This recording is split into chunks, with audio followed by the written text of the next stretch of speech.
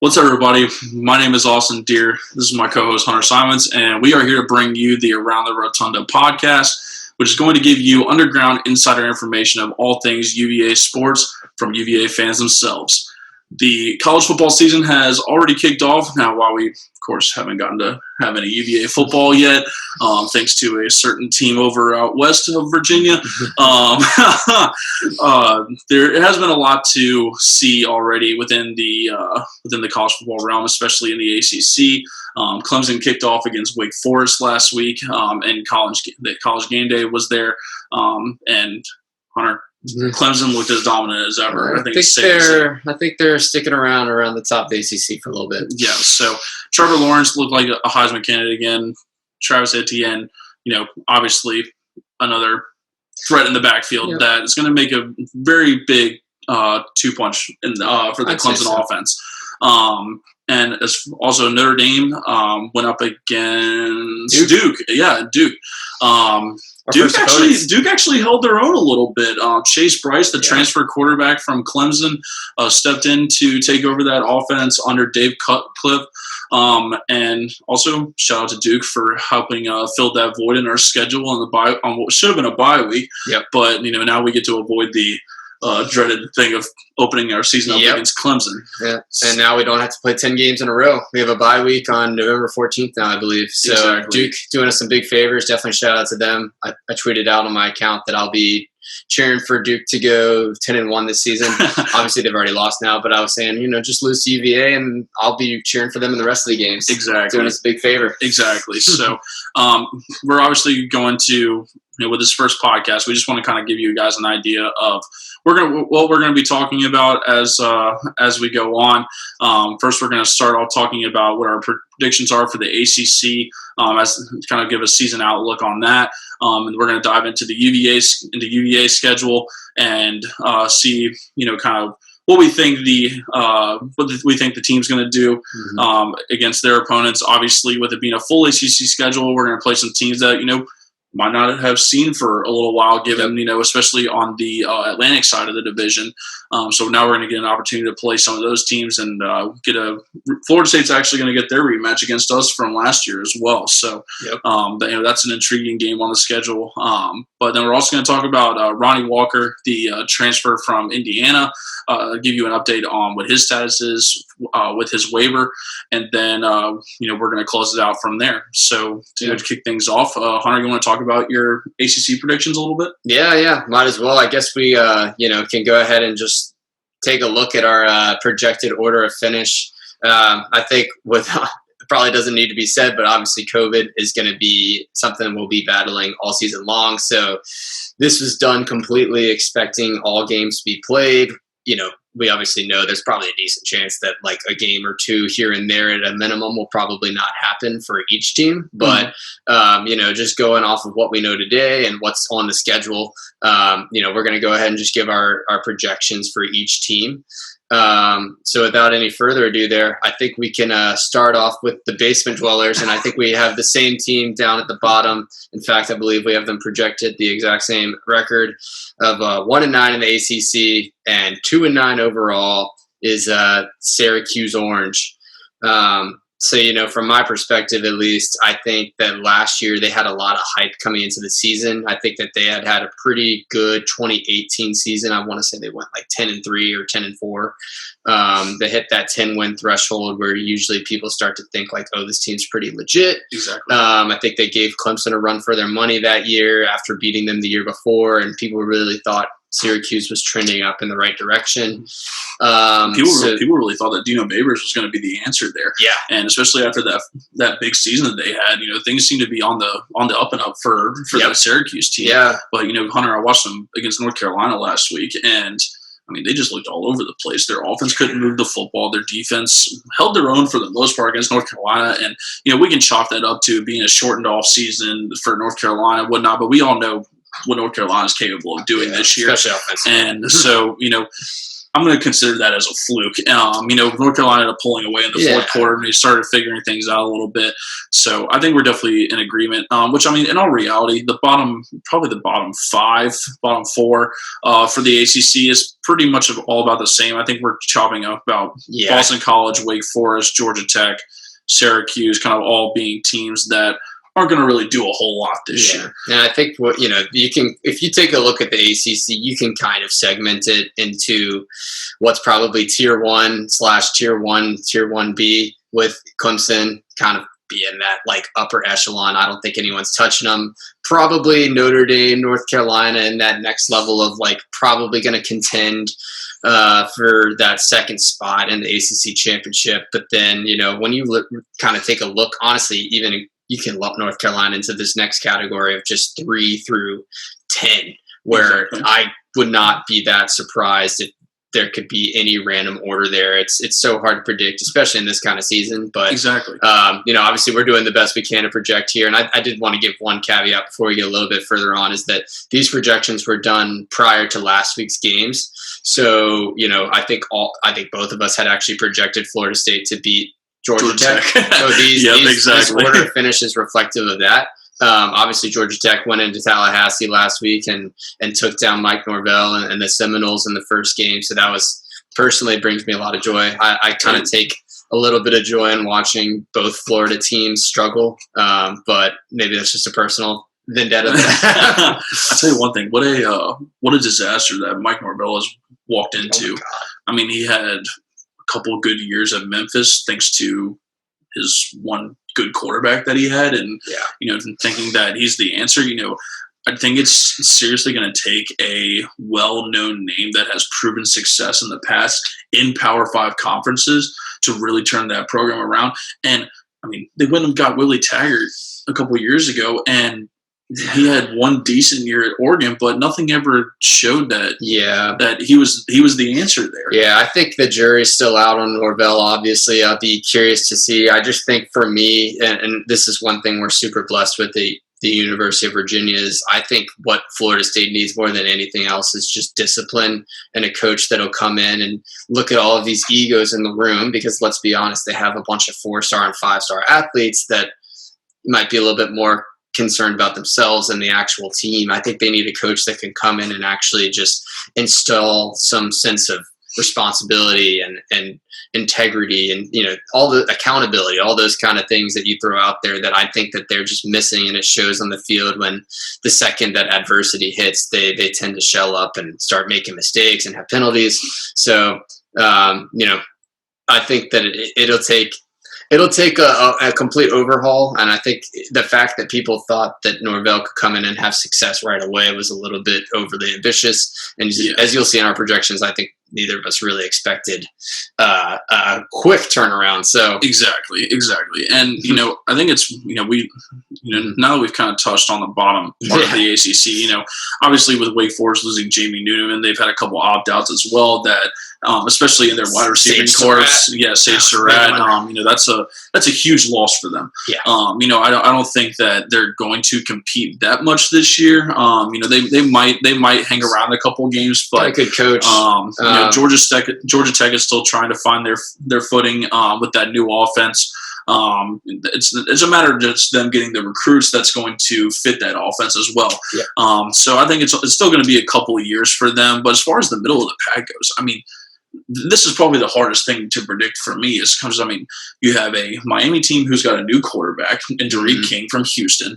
You don't really know what he's capable of. They played UAB last week, and he looked fine, but, it wasn't anything spectacular. But, sure, you're never going to have anything that overly spectacular when you're jumping into a brand new offense. Sure. And then, you have Virginia, who, obviously we lost Bryce Perkins on 70-some% of our total offense. A Virginia Tech fan yet, we've lost 75% of our offense. Exactly. So you can look at all the quote unquote expert analysis guys that from ESPN and CBS Sports and whatever that are saying, "Oh yeah, UVA is done for. They're finished 10th in the league. That's going to be they don't think that we're going to be worth anything." Yeah. But I think that's one thing that's worth noting is the amount of people that we return on defense, which we'll get into that with our next episode when we preview the Duke game, and depth chart will be coming out as well. So we'll be sure to get into that more in depth about how great that defense is actually going to be. You have a team like Pitt; they return Pickett. They always have a stellar defense. Great defense. You can kind of just count on that ground and pound type offense as well. Team that's really, they value physicality. Yeah. And so that's something that I think that really could help them if they can get the offense moving the football under Kenny Pickett. Yep. Then I think that they could seriously make a name for themselves in the ACC this year, which is something that's so wide open outside of Clemson and Notre Dame.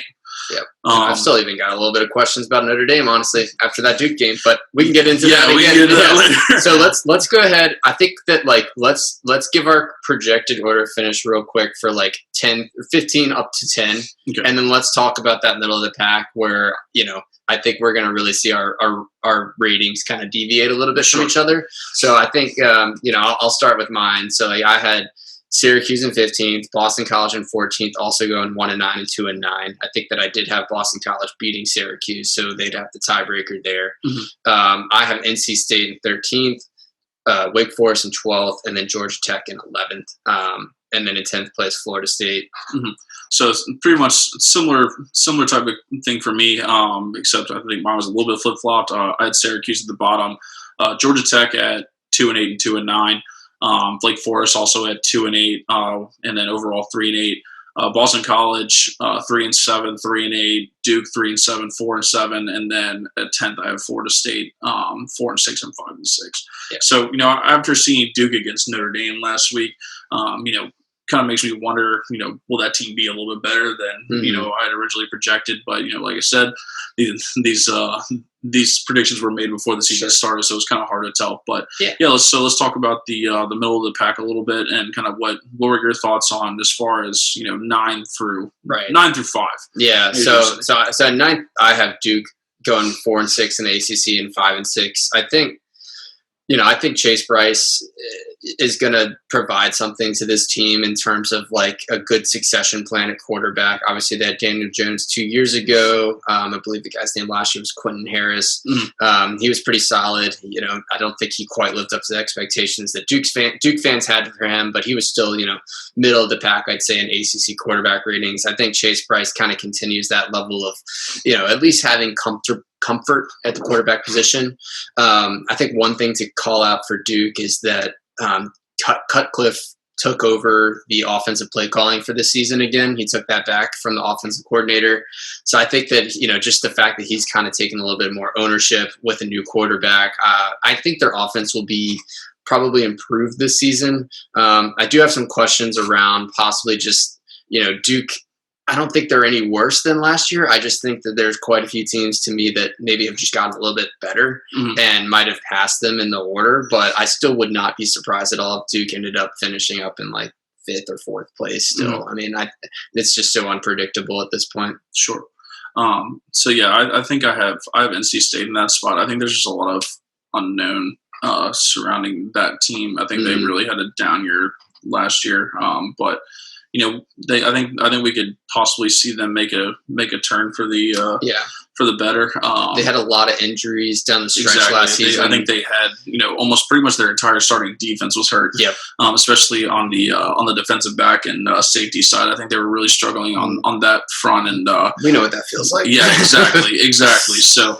I think they have a second-year quarterback, a sophomore quarterback that, while he didn't have a great season last year, he at least got some reps and some experience that I think will help him with the upcoming season. So I think NC State's another one of those wild card teams where it's just, it's the ACC. It's chaos. We have no idea really what's going to end up happening. Exactly. But, they're a team that I could see them, again, finishing anywhere from the middle of the pack down to, honestly, even down to 15th, just depending on how they actually come out and play. So For sure. We shall see. And then, I think from 6 to 8, we both have the same teams. We have Pittsburgh, Virginia, and Miami all in different orders. Mm-hmm. I think you have Pittsburgh at 6, Virginia at 7, Miami at 8. I have Virginia at 6, Pittsburgh at 7, and Miami at 8. Yeah. So I think it's, for those 3 teams, I think it's really going to be a toss-up. A lot of it's going to come down to, 3 pretty good defenses as far as that goes. But I think a lot of it's going to come down to whose offense is going to perform better. Yeah. And, like I touched on before,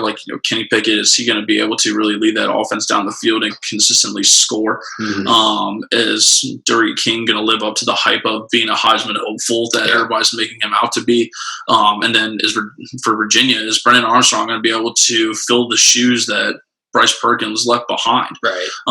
That's something that, is really going to be interesting to see this year is, what's that offense going to do under Robert and I? How is he adjusting it, with Brennan Armstrong being a little bit not as mobile as Bryce, but so different kind of runner. It's a different kind of runner. I think it's it. more of a power runner. But one thing you also have to think about is Keaton Thompson. Yep. The transfer from Mississippi State. How are they going to incorporate him into the offense as well? It's going to be interesting to see. I'll put it this way: I think he's going to play, and I don't think it's necessarily going to be a quarterback all the time. Interesting.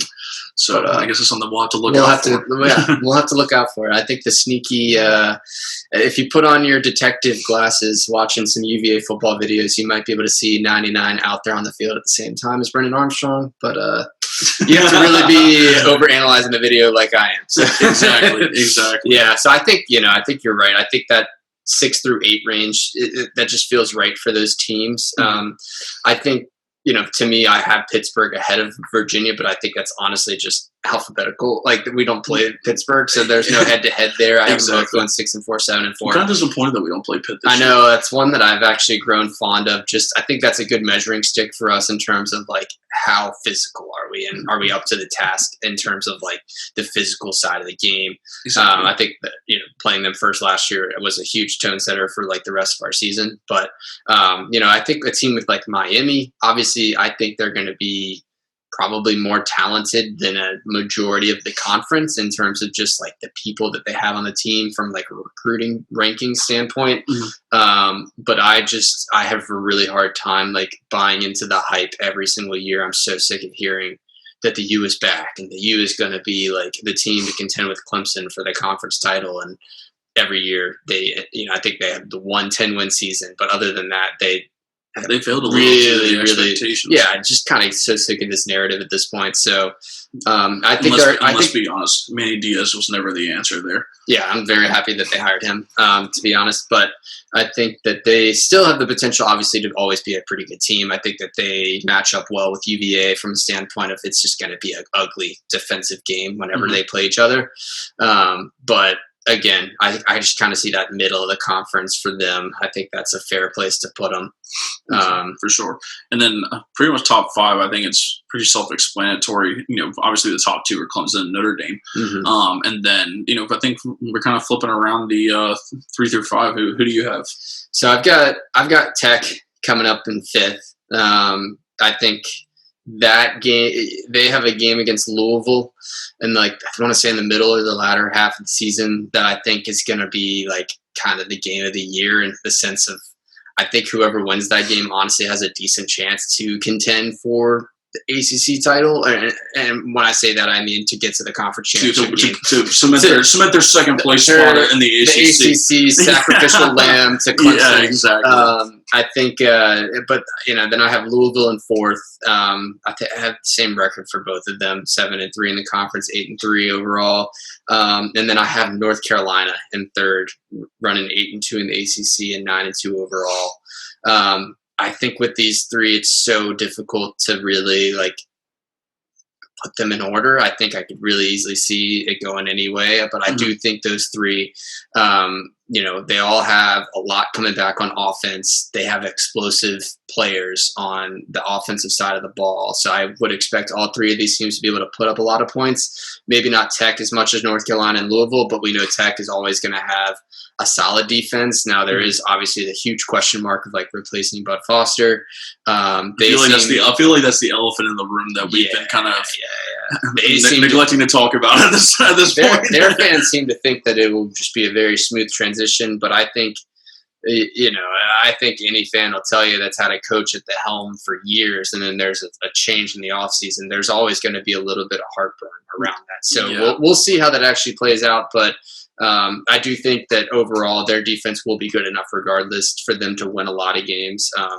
But, you know, we'll see. Can Tech even field a team in the season? Like, honestly, I don't know what the ACC's protocol is going to be, but if Tech has to have a third and fourth game, like, postponed due to COVID, at what point does the ACC just say, like, I'm sorry, like, you're not worth the risk? Like, is it actually obviously there's been a lot of problems as far as the COVID protocols have gone on, but they have a lot of problems. Obviously, you know, we can't really speak to that too much, but you know, hopefully they'll figure things out so that, you know, we can have that rivalry game at the end of the season, December 12th, in the frigid cold of Blacksburg, and keep that cup back in Charlottesville.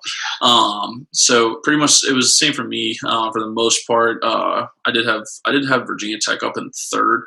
So I pretty much just flip-flop them in Louisville. And then North Carolina I had finishing at fourth. But Virginia Tech, I mean, I think if they are able to play their season, I definitely see them performing at a high level. Yeah. You know, as much as I hate to say it, I think their defense is going to be better than it was last year. I think Hendon Hooker's going to take a step forward. You know, obviously it's nothing that you really want to hear as a UVA fan, but unfortunately, sometimes you just got to speak the truth. It's just it's part of it. We'll see. I think we both hedge a little bit on the side of, like, let's go ahead and buy into this Virginia Tech hype that their fans create and put them up on that pedestal because it's so great to watch them fall. Exactly. So, so going on from there, so that's pretty much our ACC predictions. You know, if you have any questions or comments about it, you know, be sure to hit us up on social media. We'll give you guys all the tags and everything at the end of the podcast. Now we're going to jump into our UVA schedule to kind of give you guys an idea of how we think the season's going to go. And, you know, we'll go ahead and kick it off with the Duke game, which is coming up in, you know, a few short days. Yep. So, you know, I think we both are on the same side of things here. You know, we both are seeing Virginia come out with a victory. I do think it'd be a tough game. Duke will have 2 games under their belt at that point. We'll see how they perform. We're recording this on Saturday morning, so we'll see how they perform against Boston College today. I think that'll help to really continue to gauge how good of a team they are. Obviously, like, getting any games in before your opponent probably usually helps you to figure things out a little bit. But I do think that this UVA team comes out with a bang this season. I actually have a really good feeling about, you know, just our ability to possibly, like, surprise some people offensively. I think that if you listen to the coaches, you know, we'll get into this more when we actually break down the team in our next podcast. But, you know, you can tell the coaches are actually pretty excited about Brennan Armstrong at the helm and some of the weapons he has around him. So I think that offensively, I have this bold prediction. I think we'll come out and score on the first drive and shut some people up a little bit and ultimately end up winning that game 31-20 in a game that our defense really shows that, like, hey, we're still here. for sure. And I think mine's about similar. You know, I definitely agree with you on your points there. I have UVA winning 28-17. I definitely think it might take a little while for the offense to get their feet wet. You know, like you said, with Duke having the first couple of games under their belt, you know, they'll be a little bit more sound. I think, you know, with a fresh new quarterback on UVA's offense and Brennan Armstrong, I think it might take a little bit. It might take a drive or two to really figure out, okay, where's the right positions that we need to be in, right formations and everything, and find some. It might take some extra time to really get some. What's the word I'm looking for?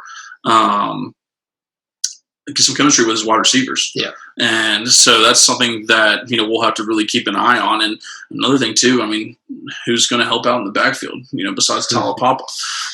So that's something that, you know, we'll talk about when the depth chart comes out and see who's really going to be able to help make that impact, especially with Ronnie Walker in question for the season. Yeah. So I think a lot will be on Shane Simpson's shoulders to come in and be ready to play right away and factor into the offense, like, pretty quickly. So, exactly. Again, we'll get into that in the next pod. For sure. So jumping over to the following week, we go to Clemson, to Death Valley. So, you know, I think it's pretty self-explanatory how this one's going to go. I don't really see it being competitive. You know, I think we may hang around for a little while in the first quarter, just defensively, but that offense is going to be way too much for anyone to handle this year. So I got UVA losing 42-10. I just don't think, that will be able to score too much, and the defense is going to be on the field way too often to be able to hold that offense the way they especially could. Especially this game coming so early in the season. I'll say the one thing I think we'll have going for us a little bit compared to the last time we saw them in the ACC championship is hopefully we will have a fully healthy defense that will be able to mitigate a little bit of their offensive firepower. That being said, there's only so much you can do. I think we both see them scoring in the 40s. I've got 41-17. You've got 42-10. I'm hopeful that we might be able to put some solid offensive drives together. I think this game, you kind of go in. Obviously, you want to win every game, but I think that we'll probably be content with the fact that, hey, this is just a superior team. They're going to be the number one team in the country. It's a matter of having realistic expectations. Yeah, so I think we can take a lot of moral victories from the game if we're able to show on offense, hey, we can actually put a drive or two together against one of the best defenses in the country. And then if our defense is able to come out and make a couple plays, I'll feel pretty good. I think this overall is just going to be a good, hopeful learning experience for the team. And I don't even know if there's really even that much more to say about it. Sure. Absolutely. And then we get to come back home to Scott against NC State. I think this is going to be a nice little bounce back game for the team. After being beaten up by Clemson a little bit, hopefully NC State will be an opportunity for the offense to get their footing under their belt again, and kind of figure things out from what mistakes might have been made against Clemson, and hopefully the defense will not per se rest, but will definitely have it a lot easier than they would have against Clemson. Yep. So I see this being a easy blowout, 35-14. I don't really see a whole lot of competition here. I think the defense gives NC State a lot of problems early, and the offense is only going to feed off of that. Yeah, and I kind of have this game circled as hopefully the Brennan Armstrong coming out party. I think after, obviously Duke being the first game, it's going to take a little bit of time, like you said, for him to get integrated in the offense. I think Clemson is obviously a really difficult second test, but I think coming home against NC State, this game kind of sets up perfectly in the early season for our offense to maybe actually start to gel and show after 2 weeks of playing, okay, this is what we're actually about. So I've got us winning 38-14, really similar to you. I think that our defense is just going to be too much for NC State, and I think that we'll have the ball a majority of the game here. Exactly. Then we travel to Wake the following week. I think this is another simple pick of it's not going to be too competitive, but Wake might give us a little bit of run for our money for I think the first quarter and a half, but I think the defense will prove to be too much, and it's another big day for Brennan Armstrong. Yeah, and I think I see this game going a little bit different from you, but in a similar vein, I think we're going to win. I do think Dave Clawson at Wake has been a really good coach, kind of similar-ish to Bronco in the sense of, hey, on paper, we're not as talented as the rest of the conference, but, we're able to actually be really disciplined and well coached. And I think that there is something to be said about that and some respect that I build into Wake because of that. That being said, as we kind of mentioned, they've lost a lot offensively, even within this season with opt-outs. I do think Sam Hartman is a good quarterback. He actually narrowly lost out to Jamie Newman last year in preseason to be the QB1 and ended up playing a decent bit for Wake as Jamie Newman struggled with some injuries going down the stretch. That being said, I think that I don't see a whole lot from them defensively. I think we're going to be able to put up some points against them. So I see that game 41-28, and what's probably a game where we actually pull away a little bit late. So you're expecting a lot out of their offense. I think that they've got some weapons. I think that they schematically set up in a way that allows them to score. They play really fast, up-tempo offense. I've seen UVA struggle a little bit in the past with up-tempo offense. When we have time to kind of diagnose what the other team is running pre-snap, I think is when we're really good. But I just think, this is a game where I could just see, it being back and forth for a while, but I do think eventually we pull away. For sure. So then we go to Miami. It's never easy for this team going down to Coral Gables, Florida, playing against this team 2 years in a row. For some reason, it seems like we play.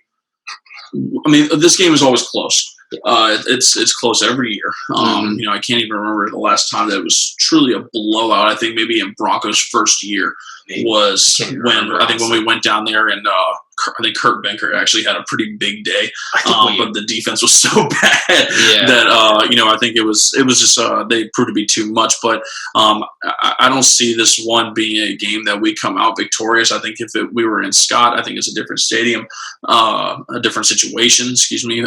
But ultimately, I definitely see this being a grind defensive type game that Miami might win on a last minute touchdown as I think they come out on top 21-17. I think they hand us our second loss of the season. Yeah, and I think you hit on a lot of the points here where this game just gets ugly. The past 2 seasons, it's been the ugliest game we've played offensively. Even when we got the win in Charlottesville, I think it was 16-13. Yeah, that game. I'm pretty sure Bryce threw 3 picks. It was just it wasn't a good game offensively. I think that was our coming out party for our defense that year.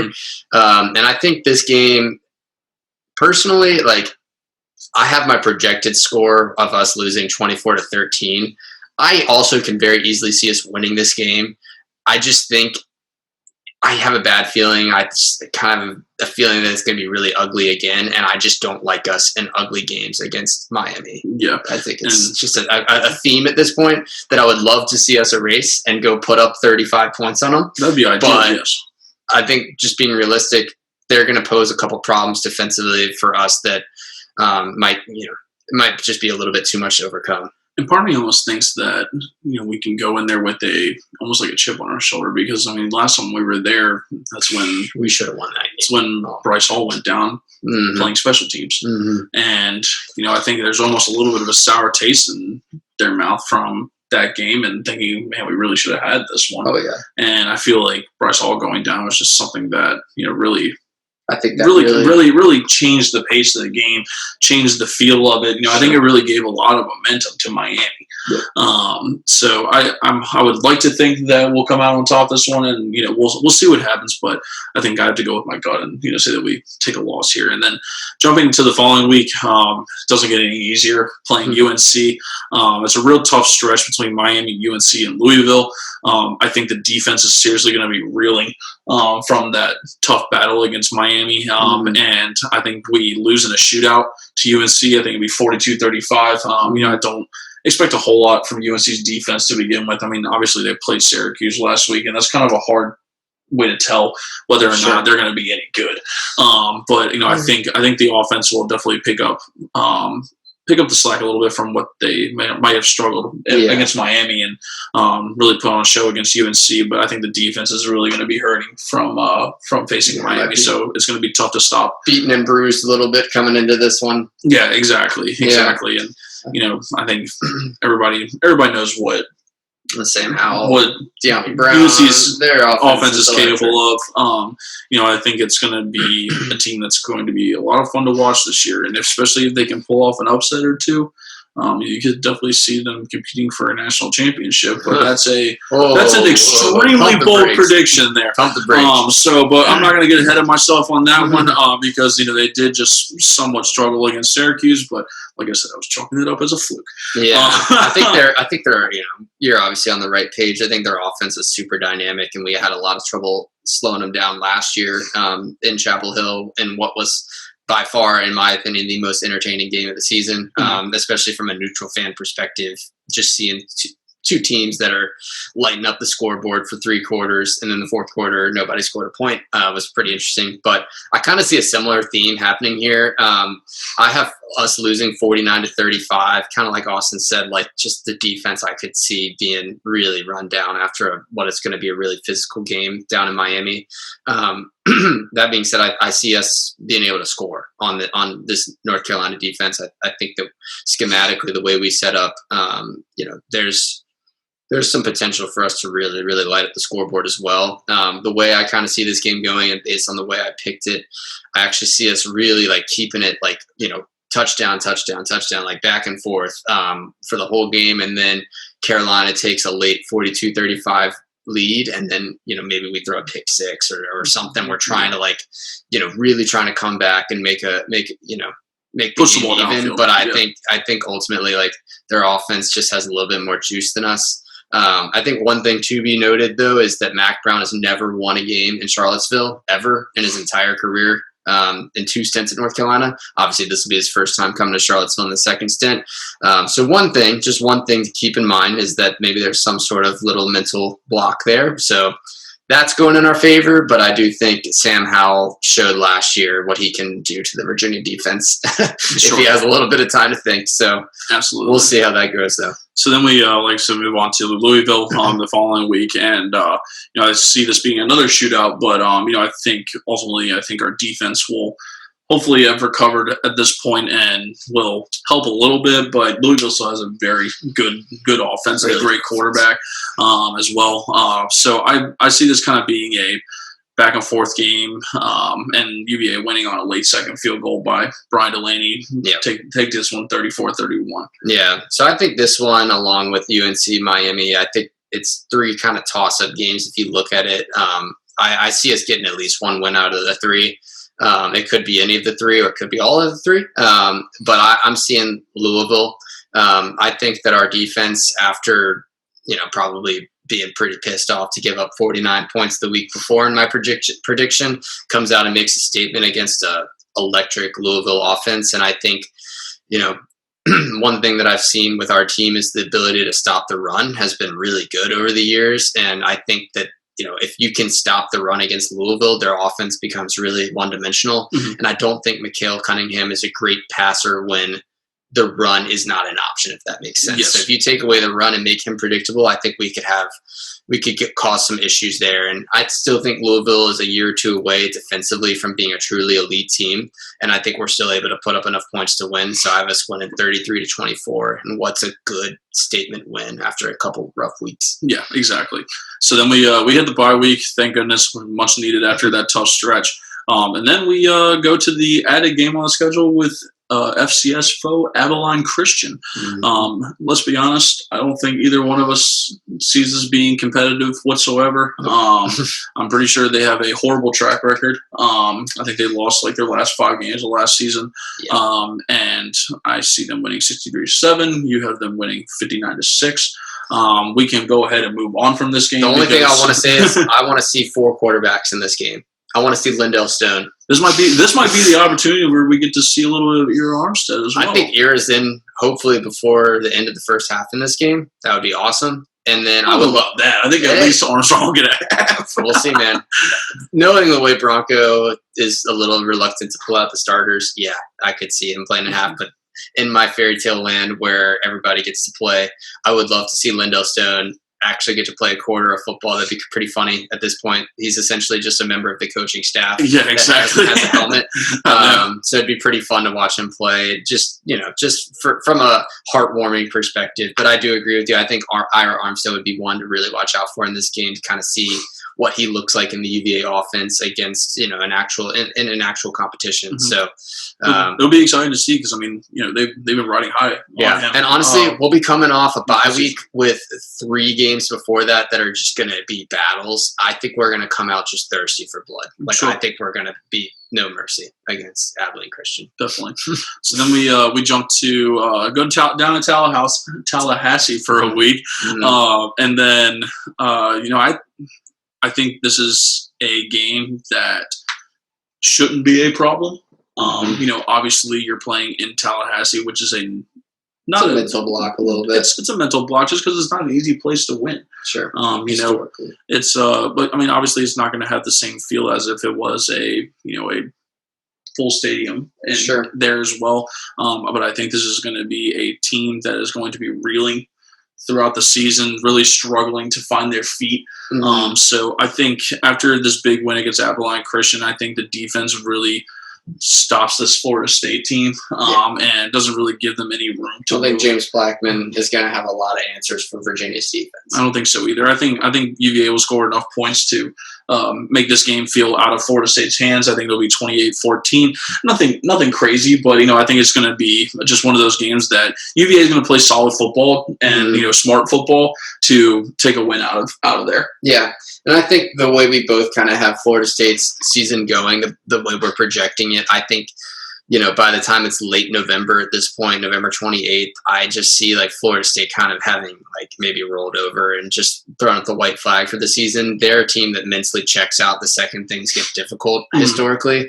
And at that point in the season, I think that we both have them like sub 500. I just don't think they have a whole lot to play for. I think we really take advantage of that, knowing like it's just our headstrong capability that Bronco really has instilled for our team. So I see the same kind of story, 24-14, UVA's defense, super solid. And I think, offense is efficient enough to go ahead and put 24 points on the board and just like make this a game that, we're never really even too worried about. Exactly. So then we come back home for last game of the season at Scott Stadium for our seniors. So technically it would be senior day. I'm really interested to see how they would perform, how they would do those ceremonies and everything. But it should be an easy win. We're playing Boston College. I don't really expect a whole lot out of this game. Boston College is a physical team, but they're new coach. It's a good coach, but they lost AJ Dillon, who was obviously one of the best running backs, if not the best running back in the ACC last year. He's now playing on Sundays. I think, to me, I have a little bit of concern about this game just because I don't think we've fared well against Boston College historically, and it's one of those Atlantic teams, like you said, where we don't see them very often, so it's just really kind of difficult to know how we match up with them. But I'm going to trust that we're just going to have things put together at that point in the season, and that our defense is going to keep us in every game, and that we'll score enough points. Yeah, it's going to be coming off a big win in Tallahassee, and if you want to call it big, with how bad Florida State is now. But I think it's going to mean something to this team especially to get back-to-back wins against Florida State, to come off and the defense is going to be feeling good, offense is going to be feeling good, and they're going to get that dub, and they're going to want some good momentum going into that game against Virginia Tech. Yeah, definitely. Which leads us to the final game of the season against Virginia Tech in Schittsburg. Should be nice 15-degree crisp winter day. Yeah, that team that so many people like to call Wofford East, or that there's a lot of, or Vautech, or VPI. There's a lot of different names for it, or the team without the Commonwealth Cup right now. That's no national championships either. There's a lot of different things that you can call them, but we're going to call them Virginia Tech for the sake of keeping things somewhat professional, I guess you want to say. And this game, it was extremely hard to predict. You have UVA, who won last year in Scott Stadium, an extremely emotional win, breaking that 16-year streak, winning the Coastal for the first time in team history. Yep. And I feel like to get over the hump, it's really going to take a win in Blacksburg. To really solidify themselves as taking the next step, it's going to take a win in Blacksburg. Is this the year that's going to happen? I really don't know. Yeah. And going with my gut, and because I have horrible expectations, and I'm bad about setting high expectations for teams that I like, because I get let down so many times over the years. I am going to chalk this one up as a hard-fought loss. It pains me. God, it pains me to say this.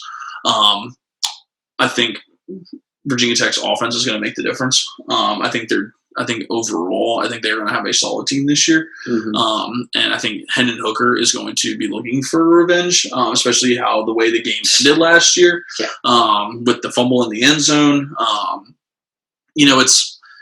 It's so hard to predict, because I feel like both the teams are very similar in that way, but I feel like the experience that Virginia Tech is going to have is going to favor them in this game, especially them being able to be back in lane. And who knows, by this time we might even have fans in the stands. I mean, one can hope. I mean, because I would love, believe me, if fans can be there, I'm there. For sure. Yeah, we're going to be heading out to Blacksburg that weekend if we're able to. That. Exactly. I think I'm on the same page as you, like 100%. I will say I did project this game before hearing about like our game getting postponed with them. So this was my L prediction, was based on playing them first game of the season. Knowing Tech's problems within their program, Justin Fuente doesn't seem to have a handle on things as much as he should, not just with COVID, but honestly, like, there's always problems around Virginia Tech with the transfer portal, and they just had one of their best defensive players, one opted out and basically called out the program for not handling COVID correctly. That's true. The second best defensive player, in my opinion, Devin Hunter, is now sitting in prison still. So I do think that we have the edge from a mentality and from a discipline standpoint that really, really, really makes me want to pick UVA. I think, honestly, if I was as formed as I am about UVA and not an actual UVA fan, I think this is one of those bold predictions where you would pick UVA. That being said, I'm going to go with the emotional hedge, just like you. I can't pick us to beat Tech 2 years in a row until we do it. Yep. So I'm going to say it's an L, but I would say I would give UVA at least a 50% chance to win. 100%. It's better than that 29% chance that the ESPN FPI gives us. Yeah, who cares what they say? They're always wrong. So Hunter and I have the same record here. UVA is going to finish 7-4 in the ACC. 7-4 overall, 6-4 in the ACC. Yep. Overall, a pretty solid season considering the circumstances of losing 73% of our offense and Bryce Perkins. Yep. I definitely think that Brendan Armstrong is really going to take the reins. I think they're going to have him fully prepared. Bronco Mendenhall was even talking before last year that he thinks that he thought Brendan Armstrong was capable of taking over the reins if anything were to happen to Bryce Perkins. So I think this defense is going to show us a lot this year. I think it's going to be really exciting to watch. Unfortunately, as much as we wish we could be joining everybody in Scott Stadium this year, we hope that you guys can comfortably watch the season from your homes on the television and singing the good old song after every touchdown with your families in hand. Yep. So as far as the schedule goes, that's what we have. Then we're going to now I want to talk a little bit about Ronnie Walker, who was the Indiana transfer. Everybody's been kind of wondering especially with Peacock and PK Kyer gone. There's a lot of questions surrounding the running back room and how much depth we're going to have. Obviously, we had Shane Simpson, the transfer from Townsend, coming in. That's something to look forward to. I think he'll end up playing a big role behind Talapapa already. But as far as Ronnie Walker goes, obviously he wasn't granted immediate eligibility. Then they sent in an appeal. That was denied as well. So now apparently we are still waiting for that final appeal that they submitted not too long ago. I wouldn't expect him to be ready for the beginning of the season next week, but our hope is that maybe we can see him maybe for the Clemson or NC State game at that point. So that's kind of the update on Ronnie Walker. I think, this is really important fingers crossed that we can get him in a season where eligibility doesn't even count according to the NCAA. It makes no sense why you can't everybody can't play. It doesn't make any sense. It really makes you wonder what's happening behind the scenes. There's little rumors here and there about paperwork and potential coaches' opinions on the school he's coming from that possibly could be causing some roadblocks. I'm at the point where I'm not going to assume that we're going to have him, but I am a little cautiously optimistic that it might get approved at some point. And it's really important for us. We only have 2 scholarship running backs on the team at this point.